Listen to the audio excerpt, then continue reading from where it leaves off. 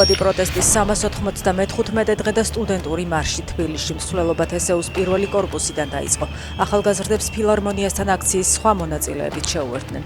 თავისუფლება რეჟიმის ტყვეებს რეჟიმი გვწამლავს ისმის შეძახილები. მთავარი მოთხოვნაა საერთაშორისო გამოძიების ჩატარება. დემონსტრანტები მოითხოვენ დადგინდეს გამოიყენა თუ არა შარშან ამ დროს აქციების დარბევისას პოლიციამ ქიმიური ნივთიერება. კიშინოვის პოლიციამ ნარკოტრაფიკინგის ქსელი გამოავლინა, რომელიც მოლდოვური მედიის ცნობით სხვა ქვეყნებთან ერთად საქართველოშიც მოქმედებდა. დაახლოებით ერთთვიანი გამოძიების შედეგად დააკავეს უკრაინის მოქალაქეები, რომლებიც მოლდოვაში პოლონეთიდან ჩავიდნენ. ბინები იქირავეს და იქიდან კურირებდნენ ნარკოტიკების საერთაშორისო ტრაფიკინგს საქართველოში, პოლონეთში, უკრაინასა და რუმინეთში. სპეცოპერაციის დროს 8 კილოგრამი ნარკოტიკი ამოიღეს.